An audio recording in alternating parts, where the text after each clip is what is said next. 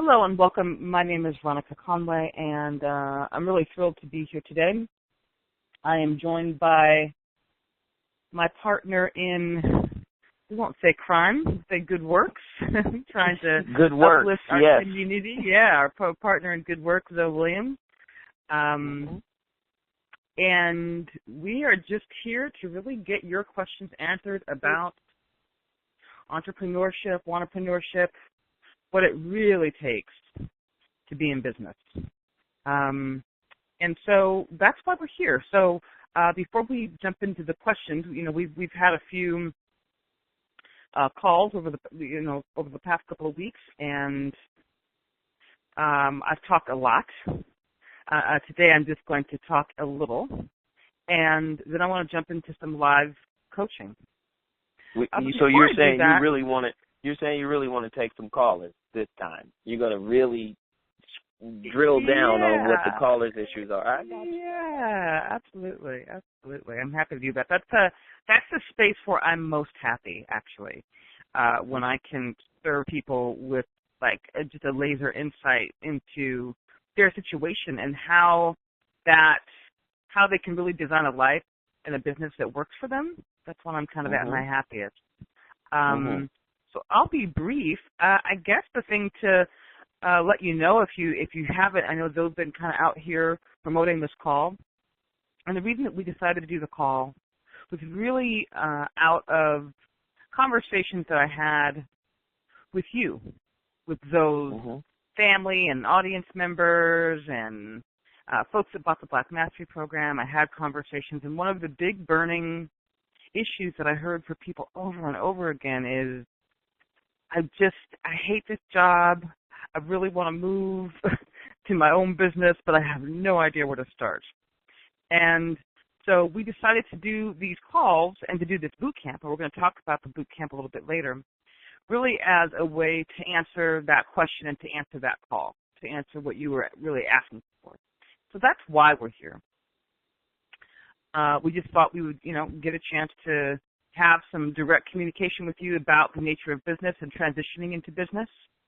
I have coached a lot of people into successful businesses, mostly brothers and sisters.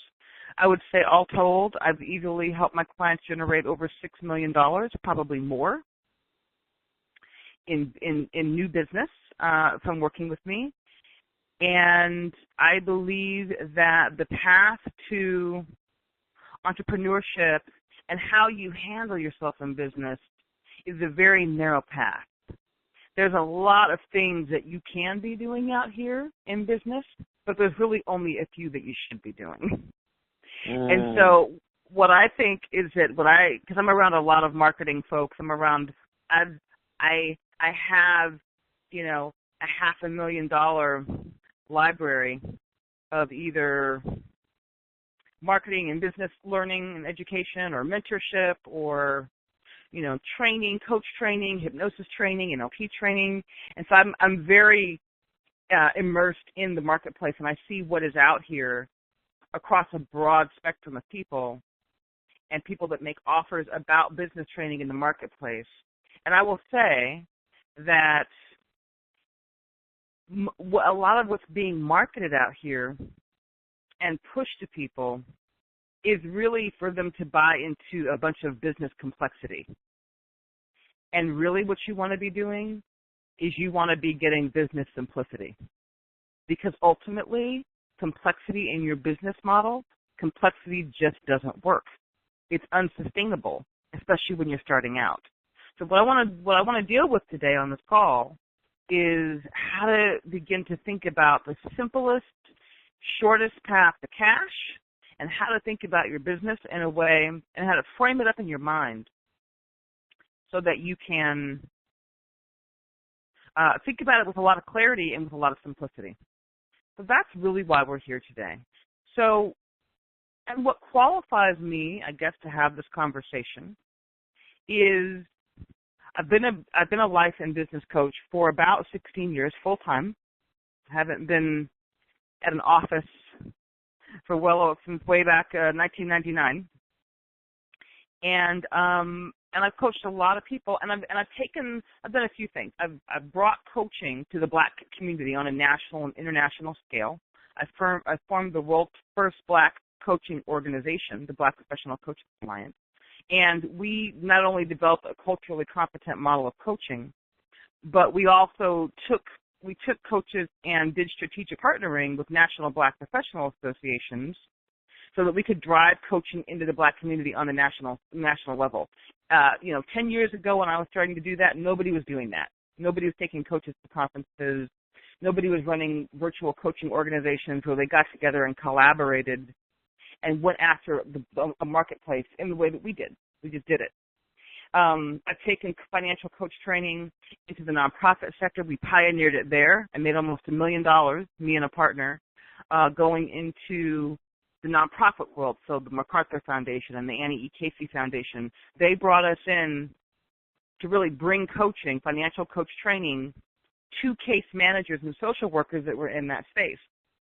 So we brought coaching, the first model of coaching, to the nonprofit sector, to the foundation space. They were just going to study it to death and do studies about the efficacy of coaching. We just went in and did it. We just hit the streets and did it and proved it. So much so that they were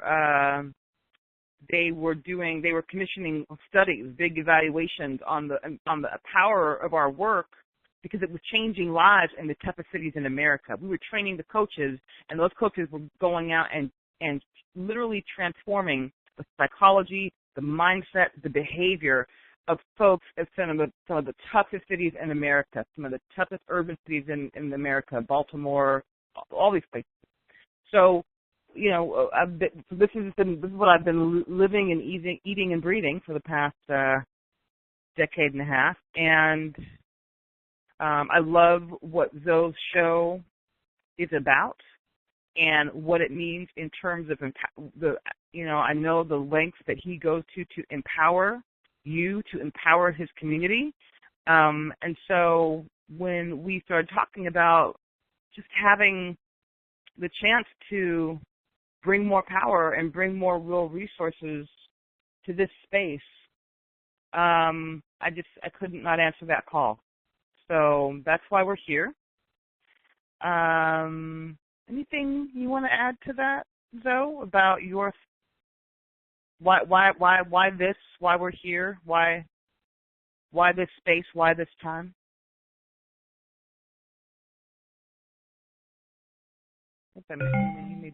You may be on mute. Zoe, are you there? Sorry. I'm here. I'm here. Okay. Yes, I definitely have something to add to that. And this is why we're here, in my opinion. And this is why I try to steer the audience that listens to my show in this direction. In our community in general, there are very few who have access to resources that originate from the top of our society. I believe this sister has not only knowledge-based resources, but she can convey that information in such a way that not only inspires us, but just gives us the tools that we're lacking in general. There are a lot of guys and a lot of sisters and brothers who graduate that have no idea how to start a business. They got a degree in business, but have no idea how to start one, manage one, grow one. And this sister runs with some of the top dogs in the game. And the fact that, she found me, she found the show and said, hey, man, I think you're doing something that's positive, that's meaningful, and you have an incredible platform. Let's partner up and let's create a bridge that will get this information out. I don't want to talk too much. If there's anybody on the line that's trying to start a business, that needs help starting a business, that doesn't necessarily know how much of their business plan is a muddle as opposed to a model. And if you need help clarifying that muddle and transforming it into a model, this is the sister who is ground zero. She's one of the best people in the game to do this. So I felt like I needed to bring that kind of person to my audience, and I appreciate you guys for tuning in. And I want you to raise your hand. Is there some kind of device or some kind of button they can push to let you know that they want to ask you a question? If you've got questions, you got to hit her now. Reach out now, because this is what this whole call is about. It's about answering questions. So start asking your questions now. She's going to field them. Yeah, you can hit *2 to raise your hand. You can hit *2, and that will let me see in the control panel that your hand is raised, and then I can unmute you. And the reason that we do this is because sometimes people have a lot of background noise, and we just want to have good teleconference hygiene. So, if you hit *2, then it'll show me that you want to raise your hand, and then I can unmute you. There you go. So, as we're doing that, and I'm not seeing anybody's hand raised yet. I hope it's not the technology. I want to speak a little bit about what I referenced last week as sort of a framework in terms of what I think is really important to have a viable business. It's mindset.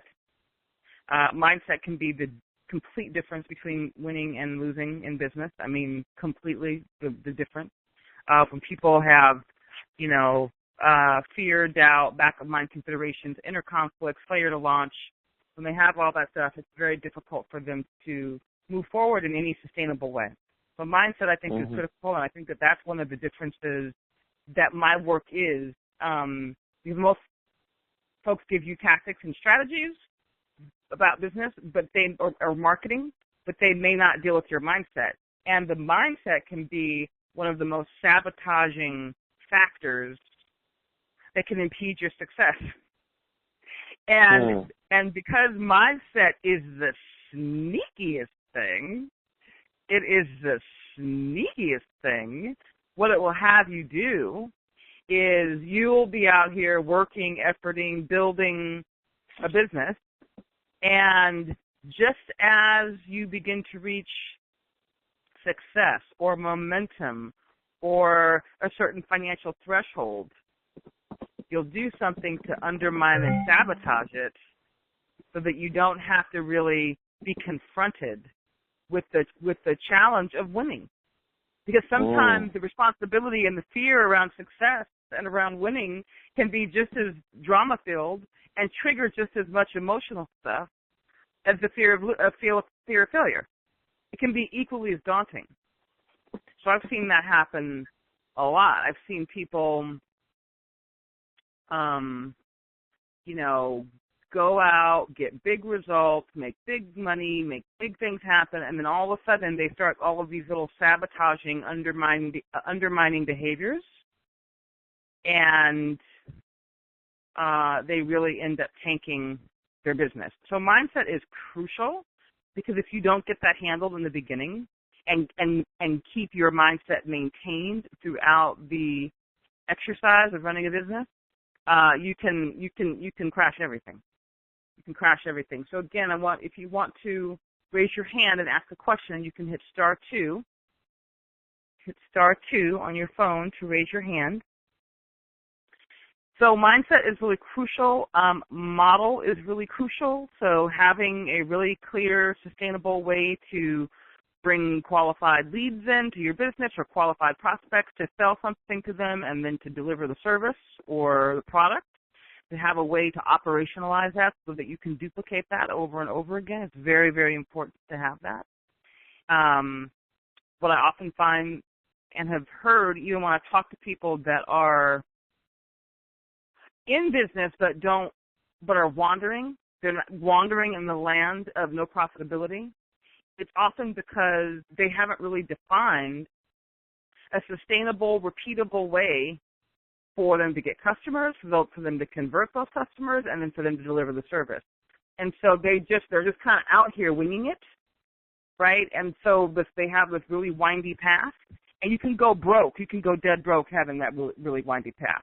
You can, and let's face it, the reasons that we want to move into entrepreneurship are usually so that we can have the freedom, A, some financial freedom, but B, so that we have freedom to spend time with our families, to support them, so that we have some autonomy, some financial sovereignty so that we have, control over our time. But if you don't get the model handled, then you squander and sacrifice all of that. Getting clear about money is critical. Selling is a big piece of this. We have got to, as Black people, get in the business of selling stuff and become very good at it, because it is the engine and the lubricant through which business happens, and nothing happens until something gets sold. Nothing happens until something gets sold.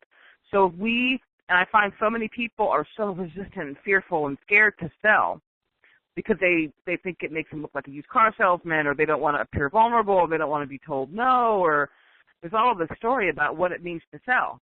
And so that's a big piece that people often have to overcome, because people can get very crippled with that part of it. And, I've even seen people that had, this is amazing, there's somebody in a mastermind group that I have now, the 90-Day Breakthrough, and this woman sold 4 other companies for like 25 years. But then when it came down to selling her own stuff, she was completely paralyzed and completely resistant and completely avoidant, right? And just couldn't do. And then so she hired a $10,000 sales coach, right, that gave her the tactics of selling, but because her mindset was still conflicted, she wouldn't do them. So she wasted $10,000. Look, get this. She's been in sales for 25 years. She hired a sales coach, still couldn't get it done. So by the time she got to me, I went in and handled the mindset stuff. And so now what's available to her that wasn't available to her is all of the sales training and all of her sales experience, because once we got rid of her core limiting beliefs about selling, then she could sell again. But without removing that blockage and that limiting belief, she couldn't sell anything. So again, it's mindset and money, and money really has to do with selling. And then it's measuring things, metrics. How are you going to measure your results? How are you going to measure your behavior? How are you going to measure your performance? How are you going to measure how much money goes in the bank? How are you going to measure that? And how do you measure your time in the sense of, I look at it real simple. There's only a few things in business that are profitable. And if you were to write everything on your calendar that was revenue generating or income producing in green ink, and everything else that you do in red ink, then you could look at your calendar at a glance and see how much money you're bleeding. So when we talk about metrics, we really have to begin to understand how we spend our time and how that time translates into money or not. And I tell you, I've given people just that one assignment: calendar all your calendar all your green activities, your money-making activities in green ink, and everything else in red ink. And I tell you what, people's behavior changes overnight, because then they can see the truth of what it's costing them to be spending all this time on non-profitable, non-income producing activities. And so we have to get a handle on these things if we're going to be in business. So I just wanted to give some context and some frame for this conversation, because that's really the framework for this conversation.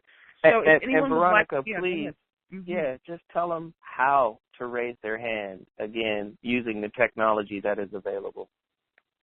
Right. So if you want to ask a question or you want a little bit of laser coaching on your scenario, you can hit *2 to raise your hand. You can hit *2.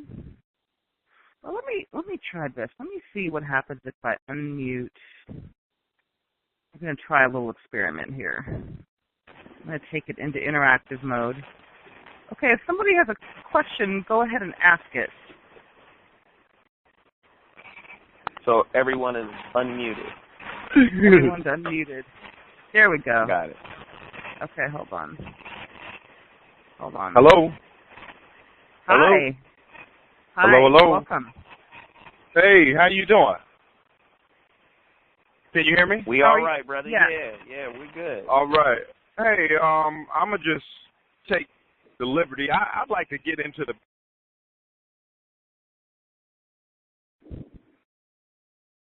Where did he go? I don't know. Hold on. Whoops. Let's get him back. Where did he go? Wait, hold on. I think the name is Asha or Shell. We can't hear you. Asha. We can't hear you right. There you go. There you go. Hey, but I wasn't the one who was just talking though. I raised my hand just now, but go ahead and ask your question, brother, and we'll try to get the other brother back. But in the meantime, just ask your question, Ashe. All right. So at this point, like I have no bachelor's now, and so I was looking for something to create that doesn't that a bachelor's or a master's doesn't have to be involved. And a lot of things I saw required some funding, right? So just upstart money for me, right? So I was trying to figure out what's the best avenues to search for funding. Funding for what? What type of business? Well, as it stands now, I found a consultant is what I'm doing. So I have Ashe's Consulting, and that's the website that I created, right? And so as it stands now, I wanted to help people either with depression, relationships, or just call me for the hell of it, right, and talk about your day, right? Because I find like on the social networks or whatever, people just want to be heard. So just talk to me, right? But at this point, I find that I can't take, like, I need help with it as far as I need people working with me, right? And nobody's going to work for free, number one. Number two, I wanted a establishment that I can, I guess, a building, right, a physical location to where I can work out of, right? But I needed funding for it, and I don't know where to look for it, who to ask, who to go to, Yeah. So let me just give it to you straight. So your model sounds untenable. Gotcha. And what I mean by that is, so a couple things. And it's funny because I was just on a call yesterday with a client who is I help facilitate a conversation about them getting an investor and some funding and some startup money. But if you're going to get an investor or funding like that, you got to prove profitability. In other words, they got to know where they're going to get their money back. Typically, with a consulting business, they're not going to. People are going to often say you should be able to bootstrap that because you don't have a lot of overhead in the consulting business. You can start on the phone. You can start at home where you don't have to have a lot of overhead and have to have a space. And then you can, if you sell enough of that consulting, then you'll be able to afford a space if you even need a space. See, I don't happen to believe in this day and age. I just don't think you need the overhead of a building unless there's some sort of competitive advantage that it gives you. Right? Right. I understand it, and it wouldn't give me a competitive advantage. Right.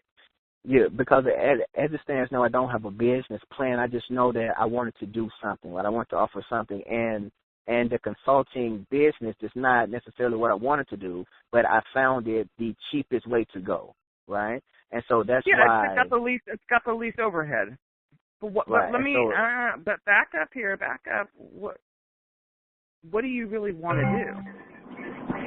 I wanted to supply homeless and battered women's shelters. Is what I wanted to do. I wanted to have locations for that specifically. But I found that I would have to get certain funding in order to obtain a space, building. That's a big funding. That's a big funding play. Right. So in that case, your customer changes. In other words, your customer isn't necessarily the women. Your customer is whoever sponsors that, whatever foundation sponsors that, whatever nonprofit, wherever. I don't know where you get funding, whether it's federal funding or I don't know where you get funding for that. But that is who your client actually becomes. So you're saying you wanted to do that, but you are finding that that's unsustainable or that you can't get the funding to start that up. Right. I just had no idea of what's the first step in order to obtain funding, right? So I didn't know anything, so that's why I just changed the focus to. Have you Googled it? Yeah, I did. And what did you Google? Well, I mean, I Googled different grants, different government grants or whatnot. Right. But I mean, it got confusing real quick for me, right? Because I mean, it's a muddled atmosphere, and it's, you know, I mean, honestly, if that's where your heart really is, I believe in starting businesses that we have a deep conviction and passion around, because I promise, if you don't, when the shit gets hard, because it's gonna, and if you don't have a deep abiding passion around it, you're gonna be like, wah, out of here, right? Because right. So you want to do something that you can, you know, I've been doing this for 15 years, and it would never occur to me to do anything else in life, ever, Gotcha. right? And that's what helps sustain you when times get tough. So is it consulting, or is it really a women's shelter? It would be a homeless and it would be a homeless and a battered woman shelter, right? And eventually even starting a school, you know, in minority communities, right? So something to help the community, right? I understand. So like, have you ever gone to one in your community to see a model of something that's working? Have you ever gone to one and talked to them? Absolutely. I used to work in San Diego. It's a court-ordered high school in San Diego, and so I was a mentor there for a while, right, because I want to mentor the youth there, what they call at-risk youth. So I was there, and I was mentoring them, and I saw the workings of it, right? And that's something that I want to do, you know, eventually. But, you know, I figured, you know, just anything with helping the community is where my passion is, whether that's a school, whether that's a shelter for homeless or battered women, or battered, you know, kids, whatever, right? So anything in the community will, you know, sustain me whenever the going gets tough, you know. But so there's a couple of things when you're talking about wanting to go into the helping profession, and I'm in the helping profession, but I'm an entrepreneur in the helping profession, right? Because you have to get paid, and I made almost $1 million helping low-income folks. We made $750,000. So you can't tell me that you can't get paid by helping low-income communities. I've done it, right? So it can be done. You just have to be really strategic about it. And so if you're going to help and be in the helping profession, then you have to, in that context, and you have to be in the business of finding people that fund that. So if you and look, that's your real client. I mean, your client is the community that you serve, but your real client is your funders. Gotcha. So you've worked in that environment, but you have, And I'm gonna ask you this. I'm sorry. So now, just business-wise, right? Because I heard you speaking about mindset earlier. Yeah. So just as being an entrepreneur, I don't know if my mindset is correct, because I'm not going in it necessarily to make money. I just want to feel as if I made a change within my community, right? So I'm not. I mean, I want to make money, right? Because I don't want to spend all day doing this for two cents. Because I got kids, right? But my focus wouldn't be, you know what I mean, like making as much as I can make.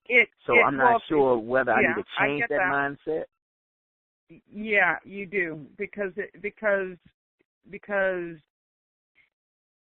and I've coached a ton of executive directors and nonprofits, a ton of them, as a part of a great big experiment that we did once, like a study, and we coached executive directors that were funded. These were funded. They had, you know, multi-million, you know, $300,000 a year and up budget, and we went in and we did a whole coaching initiative with them.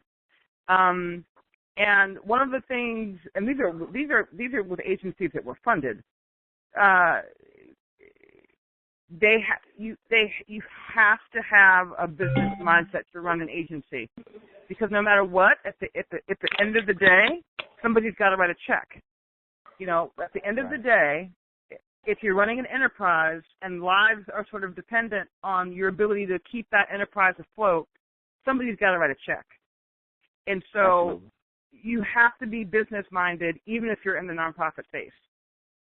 If really what you're wanting is connection and significance and the feeling of making an impact, there are many ways to do that without getting a building and getting a fund. Do you see what I'm saying? There's a ton of ways to do that. See, we often think that we're going to go into business to meet sort of a personal need, but one of the things that you'll find about business is that if there's anything in life that's not about us, it's business. And that sounds a little bit counterintuitive. Right, I got you. Right? Because you can't be you got to be about delivering the service very powerfully, and you have to be about serving other people, and you have to be about the mechanics of running the business.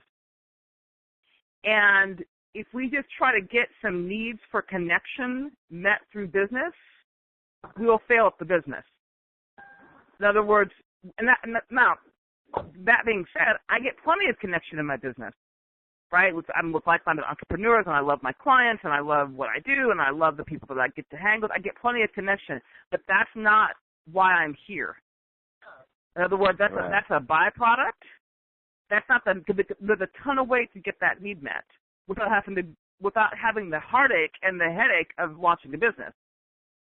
Right, so right. My question is, what do you really want? If you have the urge to serve, right, and to connect, there are many ways to do that without taking the risk.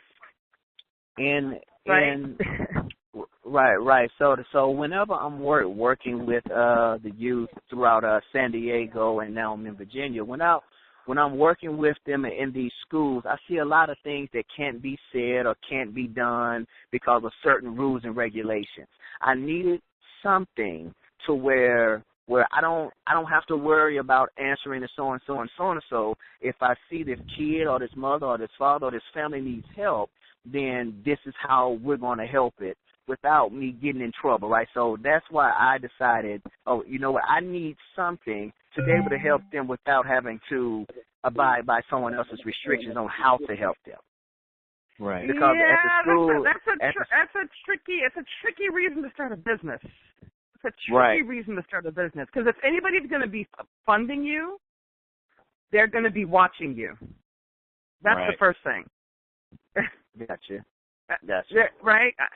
If anybody's going to be funding you, they're going to be watching you, and there are things that you have to adhere to. There's I work with a team of, back in D.C., a team of people that run a nonprofit agency, and they deliver services, homeless shelters, and they do mentoring for inner city kids, and they serve Metro D.C., right? And they're the largest, most effective kind of community development agency in D.C., and they get funded by a lot of these big, like the Annie Casey Foundation and all these big funds. They have the funding, but I promise you, with that funding comes audits and compliance and all kinds of stuff.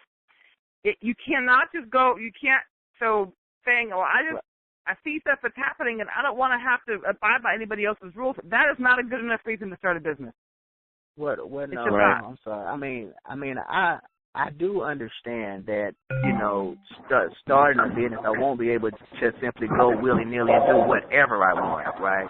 But what I am assuming, though, is with my own business, I would have more leeway than I would at a public school, right? So I'm simply looking for more leeway, not necessarily to do what I want, when I want, how I want to do it. So I know sooner or later I will be answering to someone, right? But there is a little bit more that I can do.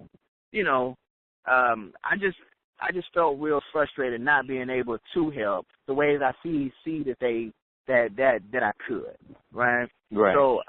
So I do understand what you're saying, right? But I do understand that no matter what I do, I won't be able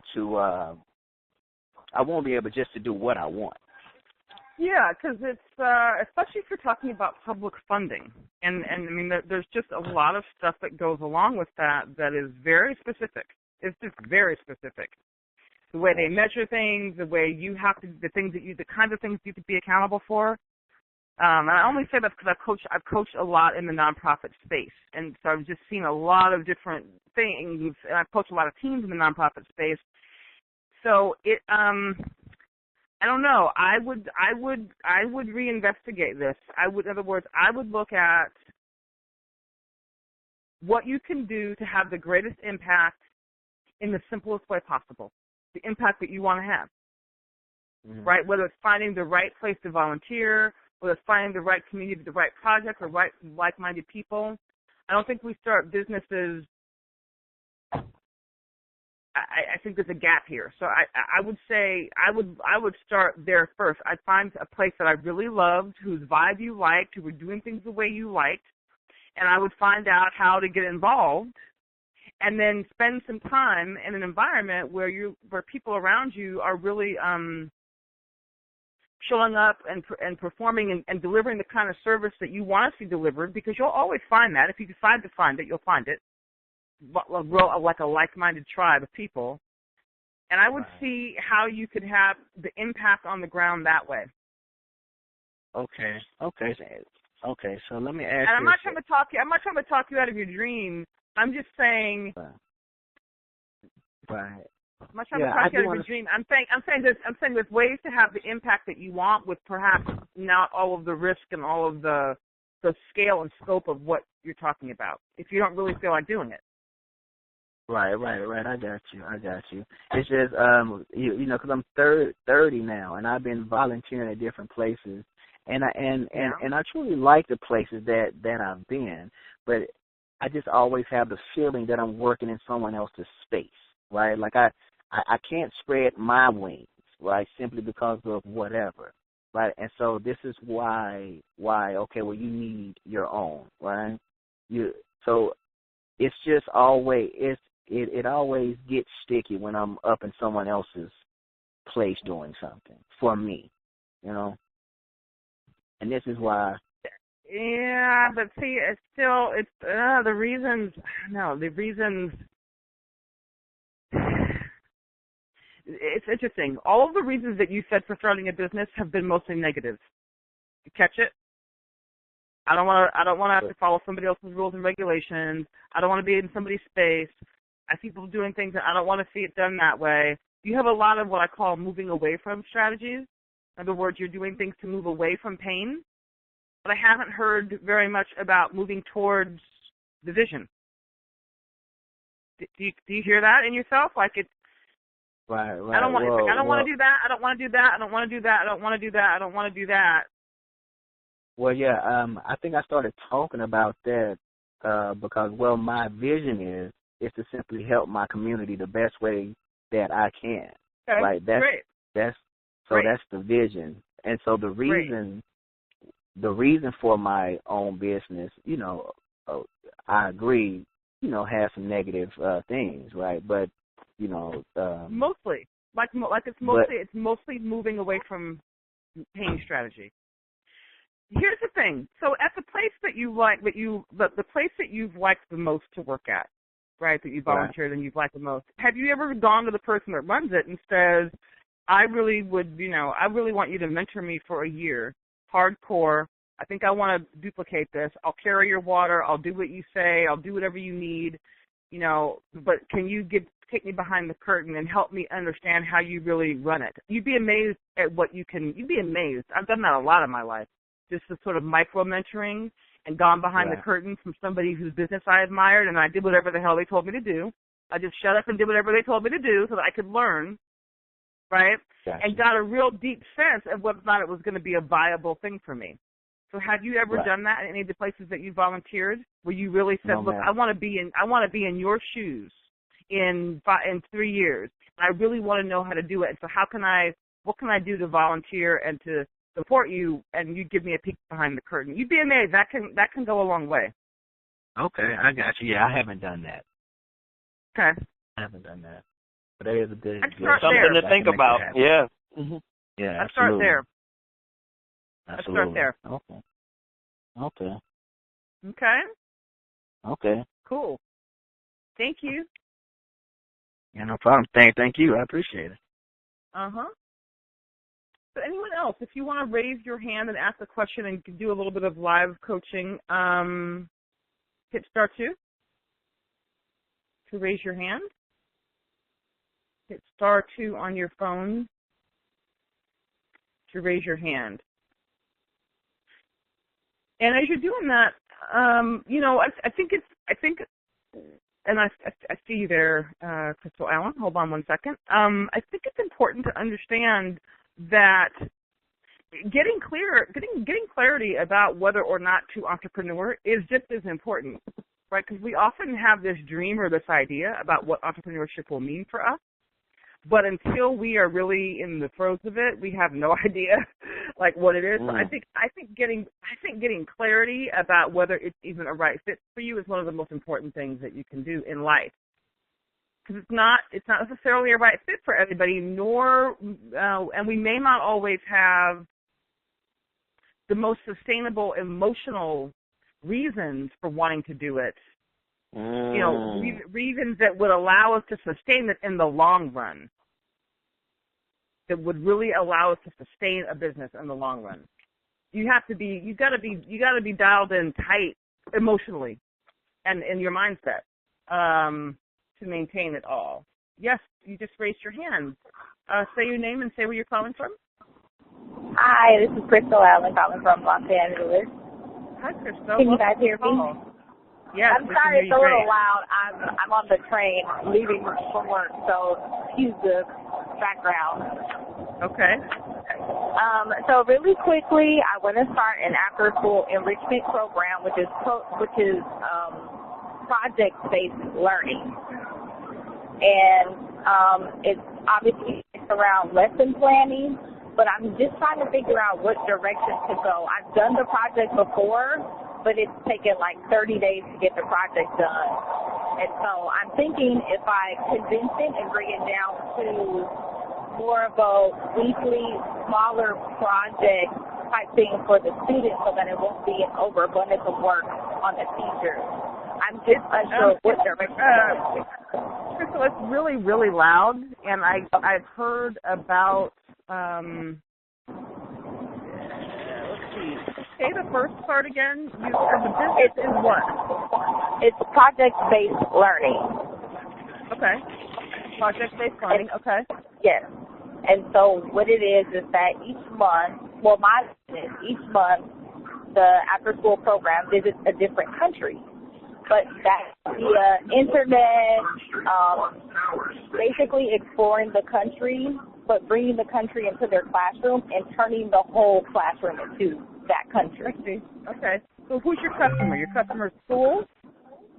Yes. Okay. All right. So I guess my question would be, what's the first step? I've done this before, but I was actually working for a school district then. So it was a lot easier for me to get into. But now that I'm not working for the district, I don't know necessarily what route to take to get back into that state. Yeah. Well, let me ask you this. What is your sense of the market? I mean, in other words, do you know for a fact schools will buy this? I've actually had other schools inquire about it from my site coordinator when I did it the first time, so I know that it's something that other schools and other teachers have been doing. It's just having the time to do it in an hour after school.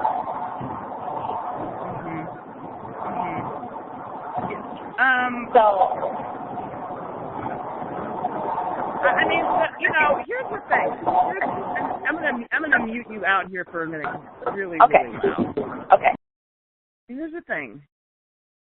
Proof is in the sale. So if you go back to your company and you say, or back to either the school that you were at before or another school, and you have a simple pitch deck and you have a model and you can present and you can sell it to them, then the proof is in the selling. To me, that's always the first step. Can you go sell it? Right? Is there a marketplace for it? If there's not, then you'll know that too. So I don't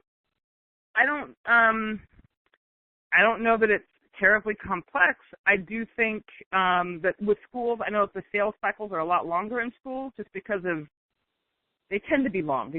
Certain industries just have long sales cycles. So working with the government takes a lot longer than working with the private sector. You know, you can get a decision from a Fortune 100 company usually, sometimes, in a week. Sometimes it takes 6 months if you're doing government work. I have one client, and he was saying he did a lot of government work, and he's like, the fact that he ever got paid by anyone was the CIA, because the CIA they don't want you to know, we would never hear. So they pay you in cash in 24 hours because they don't want invoicing and paper trails and all of that. I thought that was really interesting. It's like, if you really want to get paid fast and in cash and for large sums of money, go sell to the CIA because they turn it around really quickly and they disappear you, basically.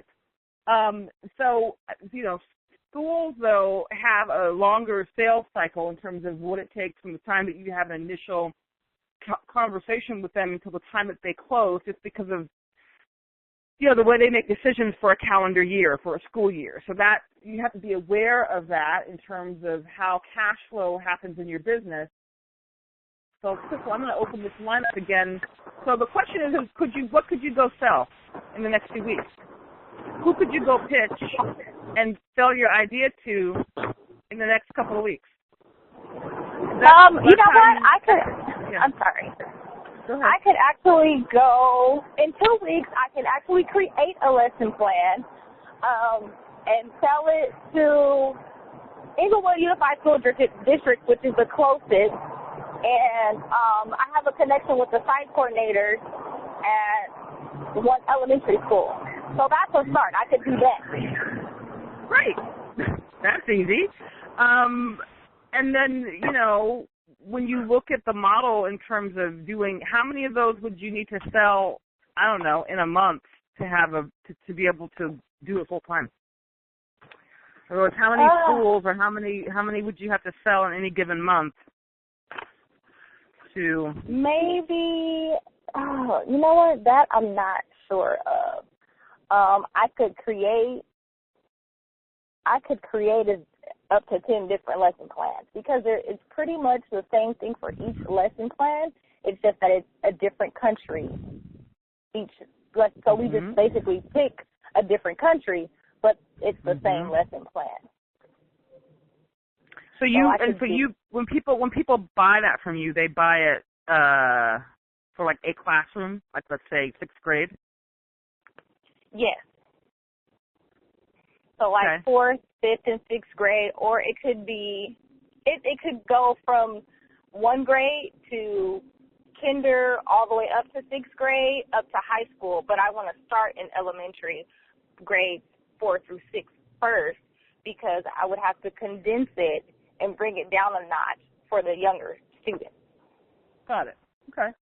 So when you sell that to a classroom, what does that retail for? What can you get for that if you sell it to a classroom? I haven't thought that far. Well, how much were you, when you were in the school delivering it, how much were they paying back then?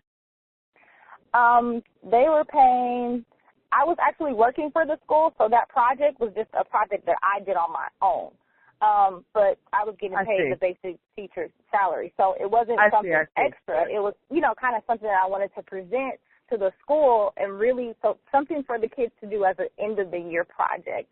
And so it just popped in my head hey, this is a project-based learning tool. So I could take this and do this at individual schools. Yeah. My sense though is the sales cycles are going to be long on this a little bit. Maybe I don't know because if you're going to start selling it now and if they've already figured out the curriculum throughout the end of the year, right? Then do they put you on the calendar for next year? I mean, you have to start I think planning all of, getting in there sooner rather than later is a good thing. And if there a way to compare or to find out if anybody's doing anything similar and how they price it. I have no idea what the pricing. Yeah, I'd find that out, and then I'd be a little more expensive. I believe in being more expensive, and then delivering on the quality. Okay. Right? I never believe in being the cheapest game in town ever. Right? Okay. Because you'll show up differently, they'll show up differently. So I would find out what the competition's doing and price a little bit above it, and then deliver. Okay. Okay, that's a good start. That sounds good. I was just totally stumped at where to go next. Thanks. That was great. Thank you very much for that. You're welcome. Okay, thank you. Anyone else? If you want to raise your hand, you can press *2. Got quite a few folks on here. Let's see. Now the hands are raising. Hold on a second. Jay Hutchison, you're live. What's your question? Hello? In Rock Hill, South Carolina? Yes. Can you hear me? Hi. Yes, I can hear you now. Sorry, I was on mute. Excuse me. No problem. Hi, this is Jennifer. Hi, yes, Jennifer. I'm just. Hi. So I'm starting a sole proprietorship, and I am a certified master herbalist. So I do health consultations, and I also sell products. Sorry, I'm just getting home. I have to put my stuff down. I also sell skincare products that are all natural, and they are herb-based.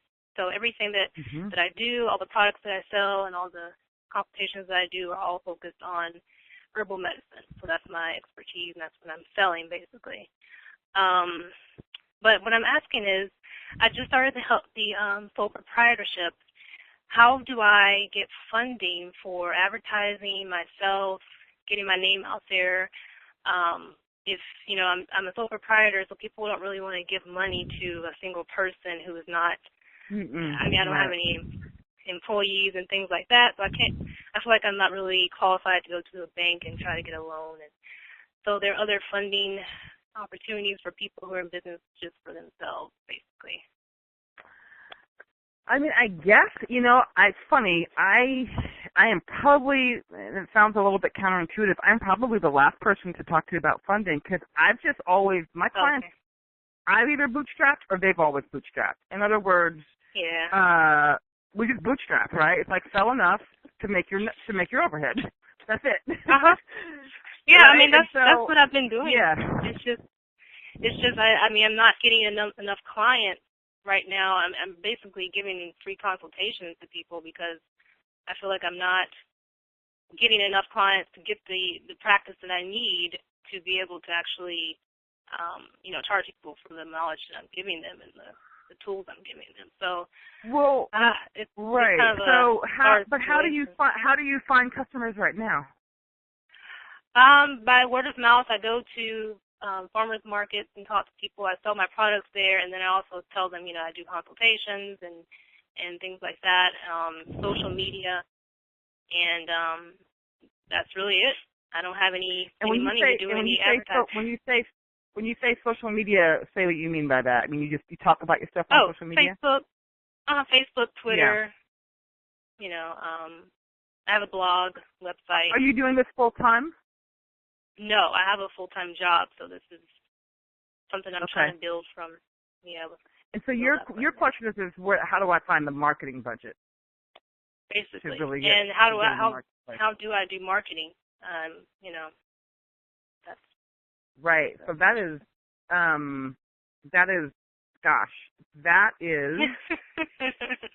a pretty big question. It's actually I have other questions too. That one's. Well, I say with marketing, it depends. It depends on what it is that you're doing. So, I think, but you have to really know what you're doing, I think, especially in social media marketing, because here's what I think, and this is going to sound a little rough, but when you don't know what you're doing in marketing and you put yourself out there, and you don't know what you're doing, it's better to not put yourself out there. Because there's nothing, because then you're just training people not to buy from you. I'm sorry, what was that? You're training people to not buy from you. Oh. In other words, whatever the marketing is or whatever you're doing as a present, if people don't buy and they keep seeing your stuff, you're training them to not create any value, to assign any value to what you're offering. And then your marketing becomes like white noise, right? It becomes like background noise. So I would say if you're going to market, know what the hell you're doing. Or you don't do know it. Know what I'm doing. Know what I'm doing, like what? Like in my own practice, like or know what I'm doing how to market? Well, because where do you make your primary revenue? You make your primary revenue, you're doing free consultations and then you're selling, right, the product? Yeah. Right. Well, my primary revenue for this is coming off of my website and off of Etsy. I have an Etsy store there. So it's selling the products. Okay. And how do people find you? Like on the Etsy store? Well, people that are looking for, people that are looking for the products that I have. I don't really, on Etsy you can pay for marketing or for advertising on there, but I don't really do that. But that's just, people, the products that I offer are very specific to Black women usually, and they're things that Black women, care about, which is hair growth, and I sell herbs that are good for hair growth and so you solve a real problem. You're solving a real problem.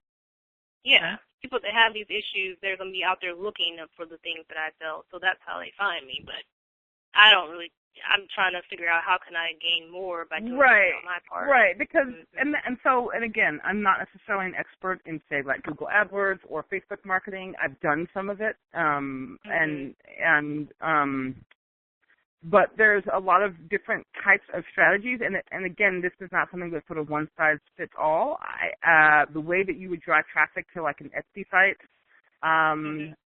I don't know exactly how you would do that. I think that you can buy traffic. You can actually buy leads. You can buy qualified traffic of people that are in your target. Facebook has got some of the best demographic information on people in the whole wide world, and so using Facebook ads, if you know what you're doing, can be very, very smart. And Facebook ads aren't terribly expensive if you know what you're doing, because if you're doing them right, then you should be getting a return, right, in the form of sales, right? But again, you have to come and know what you're doing. The people that I know that are very effective, I'm going to have somebody build me a funnel for some stuff that I'm going to do.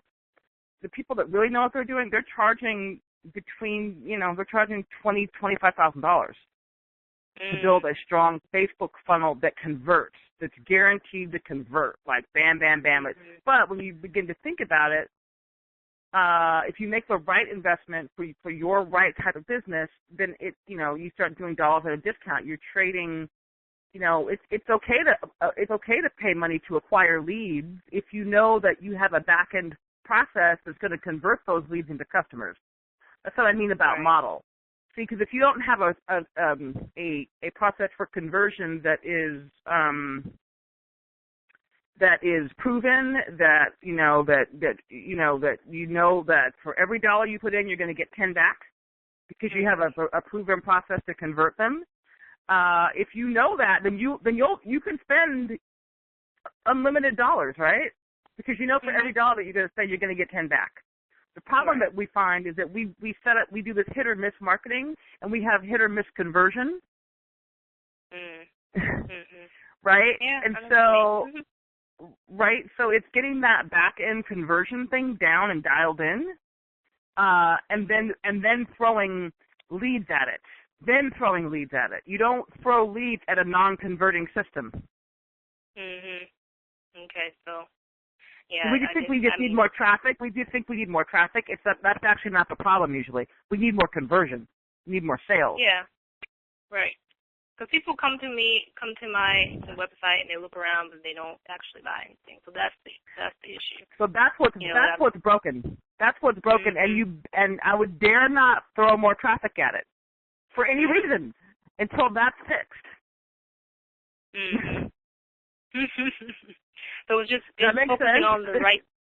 Yeah, it makes sense. Because I've talked with some SCORE volunteers and SBA volunteers about this, and they basically kind of said the same thing a little bit. There's different types of people who are out there shopping. There's like the people that just browse because they have nothing else to do, and then there's people that actually they need something, like their basement got flooded. Okay, now they need somebody, a contractor or whatever, to come in.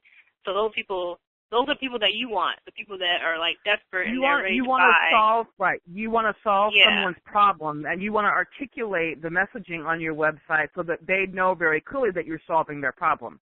Mm-hmm. That has to be messaged in language very, very explicitly. There's a problem that they have that they know that you're going to solve. Right. You don't want casual browsers, and you don't want a bunch of casual browsers in your space. Frankly, you want people that are there to buy. Right, but first you have to message the website so that it does that. Then you throw qualified traffic at it. Okay. But not until then. Right. I mean, I thought with the health consultations, I thought I would be flooded with people just because people are, at least they want something to help them with a cold or a rash, like simple things. And I thought, that would just be easy, but it's been really hard to get people to actually sign up. People say they're interested, but they don't sign up. People are not signing up. Right. They'll contact me, but they'll never go through with the application or the consultation questionnaire. Yeah, but you're not making it compelling enough, and you're not making it compelling enough, and they don't see you being like the ultimate solution to their problem, and you haven't helped them experience enough pain around what's going on with them. I guess. Right? When people are in pain and they're like, I got to solve this now, they'll do whatever it takes. Okay. So there's more work to do. If you want to reach out to me, go to w2ebootcamp.com and fill out that application, and we'll talk about whether or not you might be a fit for the boot camp. You might be. Okay, sorry, I'm writing it down now. W2E, letter W, number 2, letter E, bootcamp.com. Okay. There is an application there. Fill that out, and I'll reach back out to you. Okay? I hope that was helpful. I will. Sometimes it's more painful to rip the Band-Aid off, but it's better in the long run. You'll heal. Okay. Yeah. You know what I mean? It's like, and the person's like, no, because we so often we misdiagnose what the real problem is. We think, well, if we just had more eyeballs looking at our stuff, then we'd convert more. No. It's not a lead issue. It's a conversion issue. Right. And if you throw more unqualified eyeballs at something that doesn't convert, then you really have a problem. You're just training more and more people not to buy your stuff. And then you're confused about why. Because you don't know what's broken. You don't know which piece of it's actually broken. So getting that model designed is really important. Okay. Really important. Okay? All right. Do I have time for one more question or no? Yeah, you should. Yes. Well, so like with the logistics of a sole proprietorship. Now, I've done research on like LLCs and all these things, and I thought that might be best for my position right now because I'm not really making a lot of money. So, but I still feel like I need to be official for my own sake. But anyway, so with the sole proprietorship, you don't have any type of legal, if someone decides to sue you, protection. So do you have any advice on getting limited liability insurance? Is that something that people do automatically when they get a sole proprietorship, or are they kind of not as common nowadays? That's a great question. Once again, most of my people are not sole proprietorships. Right. Ever. I know most people aren't in general, so. Yeah, because group. it's not just because of the protection, but it's also because of the amount of deductions that you can take and the way you can write your corporate bylaws to dramatically benefit your business from a tax standpoint. Right. The thing about it is that, and you know, you're going to have to do books either way. The books are a little more complex for a corporation. I was a California C corporation for decades, and I'm moving to become an LLC soon. Oh, okay. You have to keep both books tight, but Hello?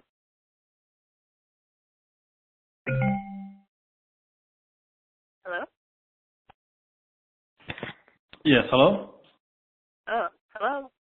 Did we get cut off? I was just listening in.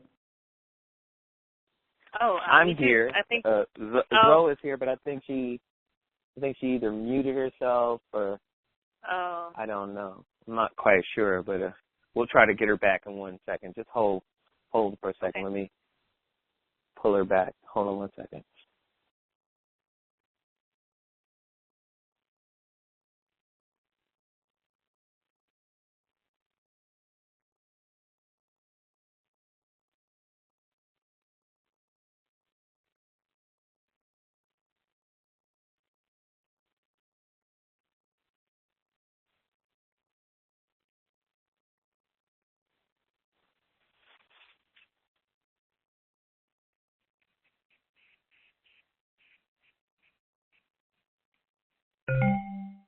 hey guys, I got disconnected. Sorry, I came back in.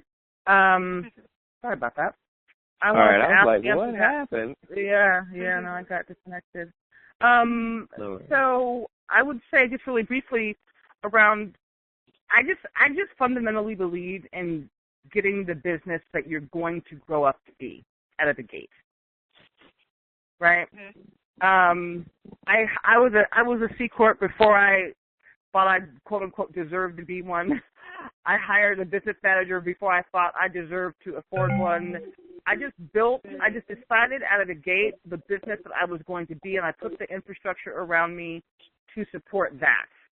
Because there's something about doing it that way that sort of calls you forth into stepping up and putting your big girl panties on and running a big girl business.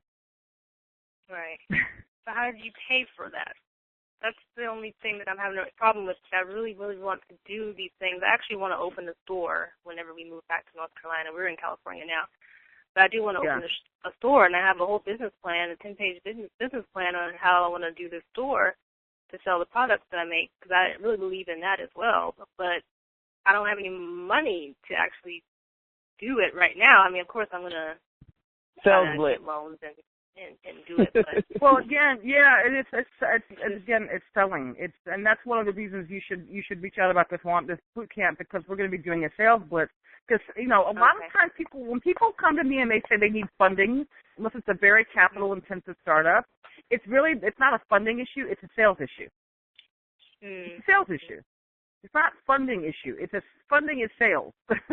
you selling enough stuff to cover your stuff, right, to make money. Right. But oftentimes we're not in the mindset of doing that, and we're not in the practice and the habit and the behavior of doing that, of being like really fierce, non-negotiable. I will sell $1,000 this week or $2,000 this week. I'm going to go sell the money to pay for my LLC, right? Because that's what it is.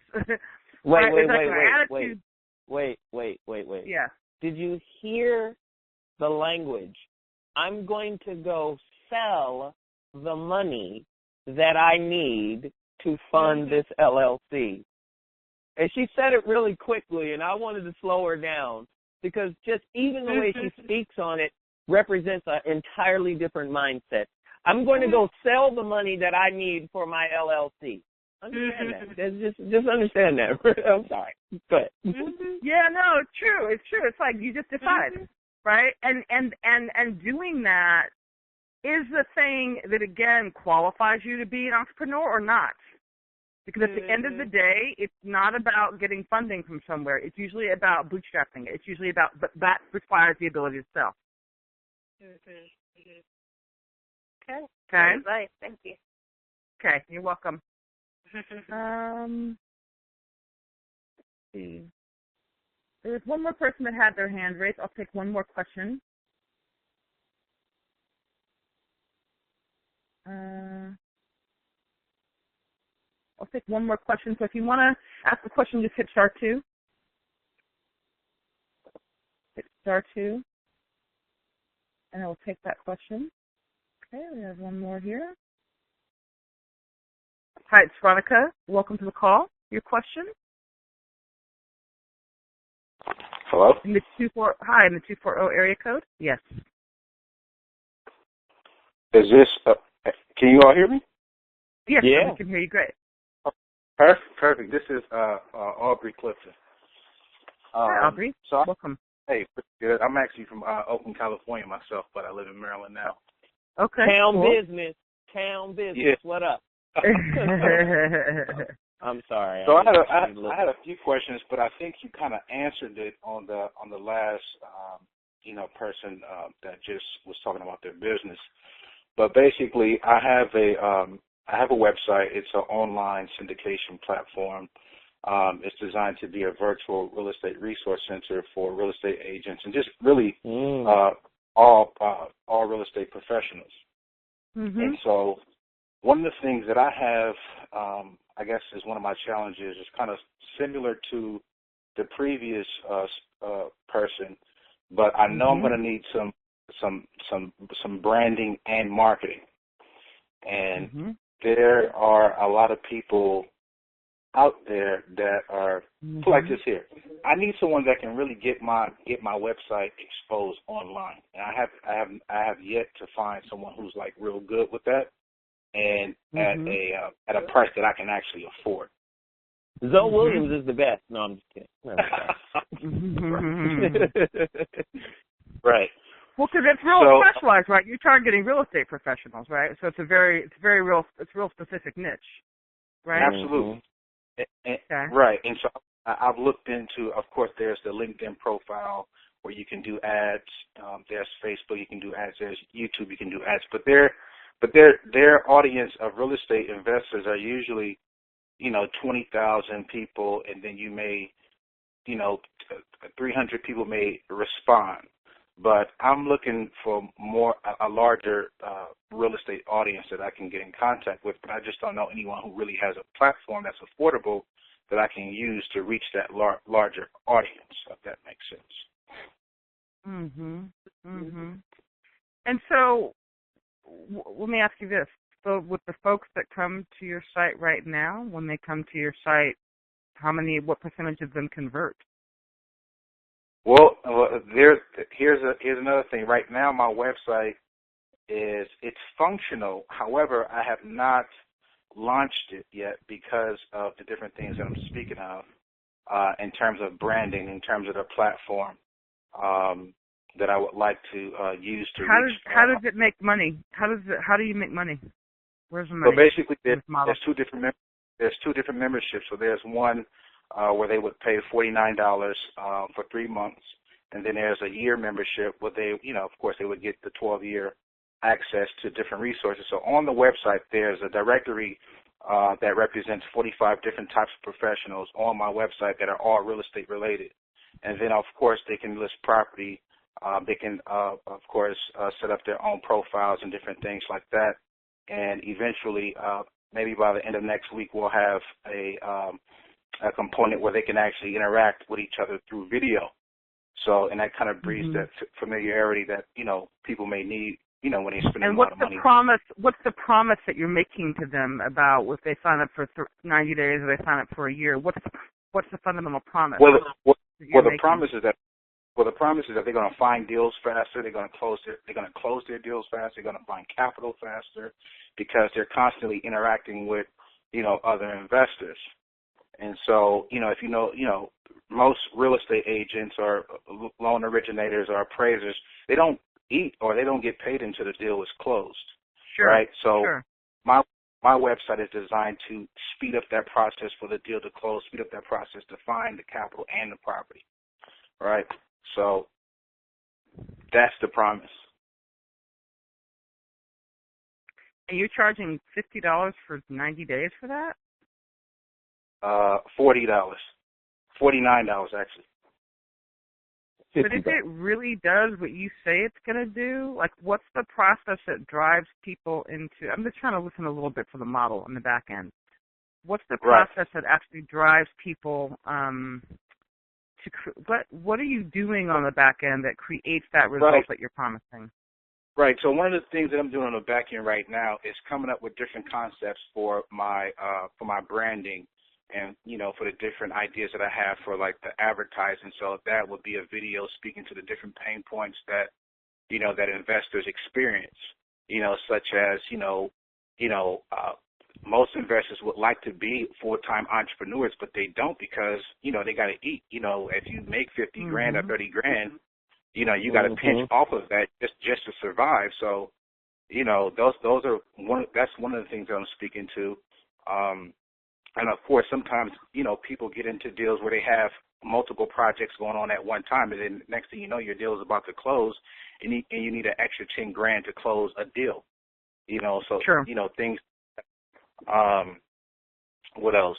And lead generation. You know, such like one of the things that the previous caller was talking about. So most appraisers, if you're not on a bank's list of appraisers, then you really have to drum up your own business. So my website will also drum up business for, you know, independent, you know, contractors like appraisers, originators, and things like that. It's a lot of promises. And you feel me? It's a lot of promises. And there's an assumption here. And let me say this and still be loved. There's an assumption here that you can create all that back-end business for them in the context of the website, but I don't hear it yet. And the reason that I say that is because, yeah, go ahead. Right. So the idea is to find a platform where I can reach my target audience, which is real estate professionals, on a consistent basis, on a large scale. And so I find someone who can provide that service at an affordable price. Yeah, I get that. I just and you're right. You're right. You're saying your situation is similar to the young ladies that I spoke to before, which is what you're saying is I need more leads. And yeah, go ahead. I want to add one more thing. And so when I launch my website, what I will do is instead of just saying, hey, come to my website and buy, what I'm going to do is when they sign up for that $49 for my website, what I will do is they'll get 90 days free. And at the end of that third month, my plan is to charge, you know, for that service. So that's another incentive, kind of, you know, build that foundation, you know, for people to actually start to interact and for the website to work. You know, because essentially the people are the value of the site. I mean, yes, I have the tools there, but the people are the value. They are the value if they are in a process-driven environment that has them be valuable. In other words, you can have a website and you can have a back-end membership portal that does all kinds of stuff, but if there's not something that's structured into the way it functions so that value is driven and created, then they don't become the value because it just becomes another thing, right? Right, absolutely. So the service delivery has to be designed in such a way that it does deliver on those promises. Absolutely. Right? Okay. Right. So you're saying that part's handled. You can promise them that they're going to get deals done faster, more money made, more investor, more access to capital. You're saying that you can promise that. That you can really deliver on all that. Absolutely. Absolutely. Okay. But I mean, you just have to throw more traffic at it or more qualified leads at it. Right, but I'm like right now, like I can put an ad on Facebook right now and start to draw traffic, but I'm not even doing that right now because, like I said, I would like to first brand myself properly, and then also find out different platforms or people who can offer me a service where they can reach a larger real estate audience online, right? Okay. And so I get my branding in place, and then I find that resource for the internet marketing. Then I'll be good to go. I mean, it's a process. When you say branding, do you mean the look? Do you mean like the graphics, like the look and the feel?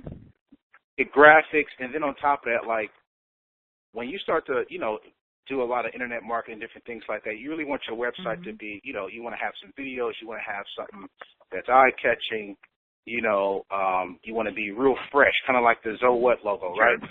Sure. But, icy, baby, icy, yeah. Sure. Right. But when you go to my website, it's very boring, right? Because it's very simple and straight to the point. So I'm actually looking for someone who can actually create like a face type of presentational page where, it kind of grabs the eye along with my video that speaks to the pain points of the investors. And then, then I'll launch, and then I'll, start to get those prospects that will lead to my conversion. So I'm not looking for customers. I'm looking for resources right now. I'm looking for someone who's good at branding, and I'm looking for someone who's good with that can reach that platform at an affordable price. Right. Yeah, I hear that. And so forgive me. And I'm sure. Yeah, I know that's what you want. There is something in my gut, and I don't know what it is.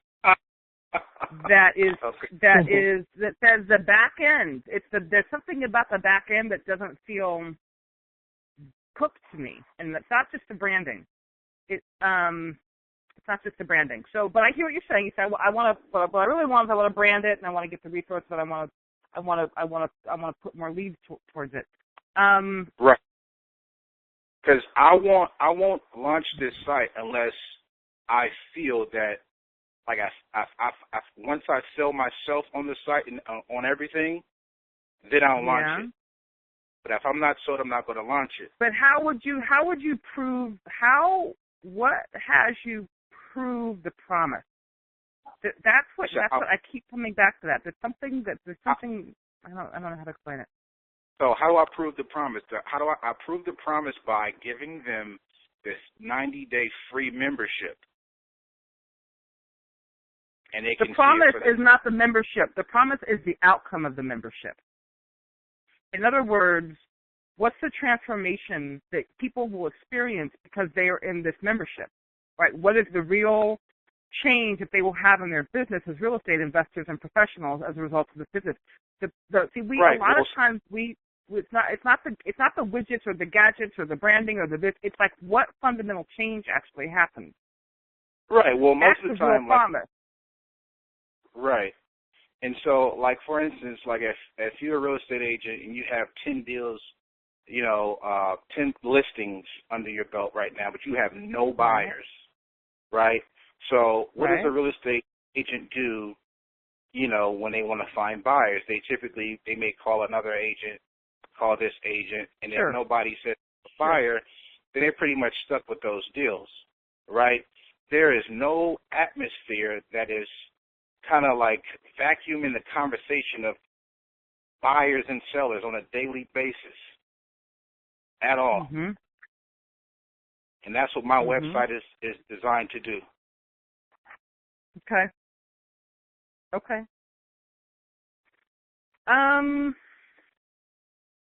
Inexpensive lead acquisition for real estate investors in social media. I'm not 100% sure. I probably, I know a guy back east that's been very deeply in the real estate game and is really connected in sort of, he does both lead generation and he's done a lot of stuff with real estate, both back in Philly. If you want to If you want to go to w2ebootcamp.com and fill that out, and give me your information, I can connect you guys.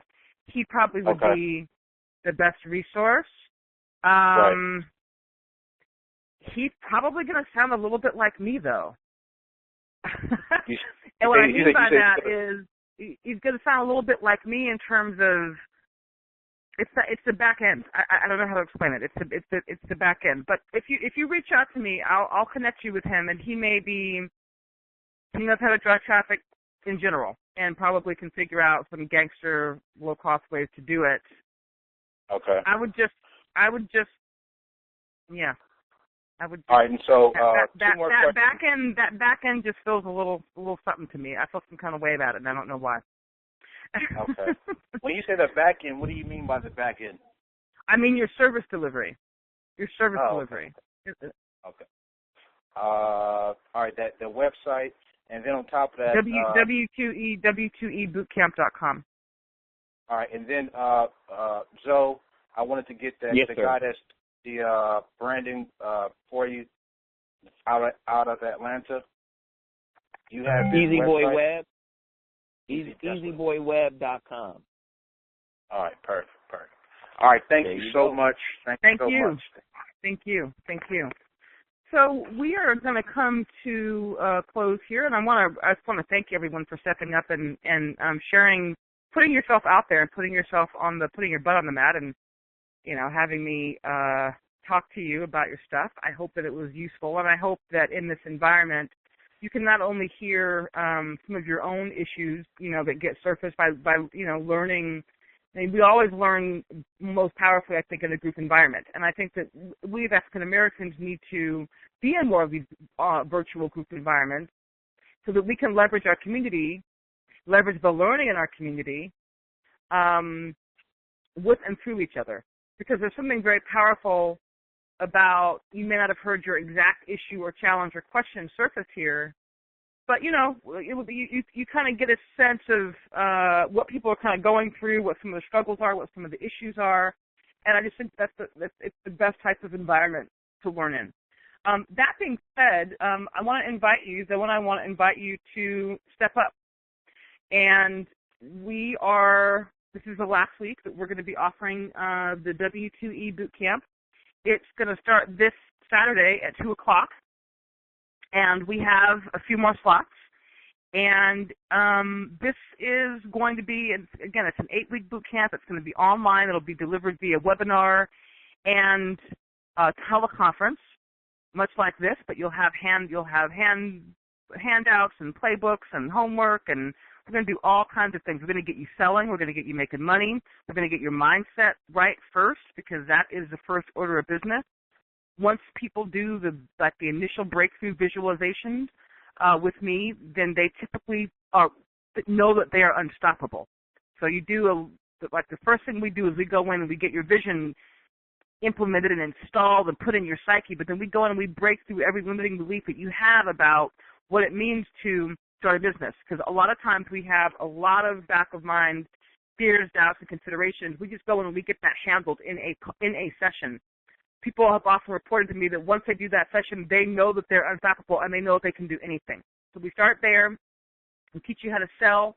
We teach you how to get rid of all the things that you're tolerating and putting up with, and all the things that your environment or in your environment that aren't supporting you in being an entrepreneur. One of the things that I think is the most important thing for if you're about to embark upon any big effort, any big initiative, any big thing like running a business, then you have to have an environment that actually supports it, meaning it has to be organized to support it, right? Zoe was saying on his show earlier today that, why do white men dominate animals and black people is because they're organized. Well, you have to have an environment that supports your entrepreneurship. And so we do that. We take a day and we do that in community. We do it virtually. It's called the Toleration Blitz. I teach you how to sell stuff, teach you how to formulate a model that makes sense. And then we do what's called the sales split. So a lot of times people that I've worked with, I've had people that have gone from charging $97 a month for a mastermind program to, $1,400 for a group program and going and selling 10 of them. So people up-level their money thousands of percentage points just from doing sales blitzes and just from getting clear about selling from the way that I sell, the way that I, teach selling. We help you deal with your calendar and turning your calendar into cash. Nothing happens until something gets sold. Well, selling also has to be something that's calendared. So we have really cool, simple strategies for getting your time handled, your cash handled, your model handled, your environment handled, and your mindset handled. And that's what we're going to be doing. We'll be doing it in community. We've got some great entrepreneurs lined up already. We would love to have you join us if you know that this is your time, that you've got to get clear about how you're going to conduct a business and launch a business and grow a business. If you know that it's time to get clear, then this may just be the right thing for you. And only you know that. So I believe that we know spiritually if something is correct for us. So if you know in your soul, if you know in your heart that this is something that will benefit you, that will accelerate you, that will kind of leverage you, that will launch you, then I ask you to go to w2ebootcamp.com. The schedule is posted there and some of the topics that we're going to cover. If you fill out the application, I will reach out to you in the next couple of days, and we'll just have a brief conversation and see if it's a fit.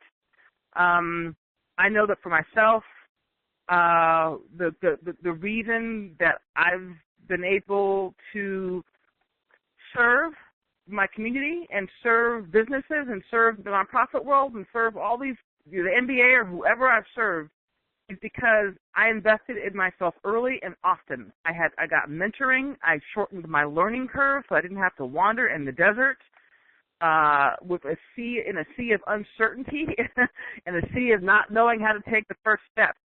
I've heard so many of you say, "What's the first step?" Well, the first step is to get into action and to get into an environment where somebody's going to hold you accountable, where the group's going to hold you accountable for being in massive radical action.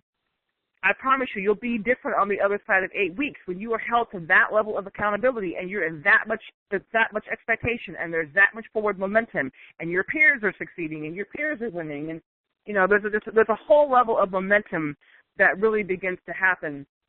And if you know that it's time to stop wandering around,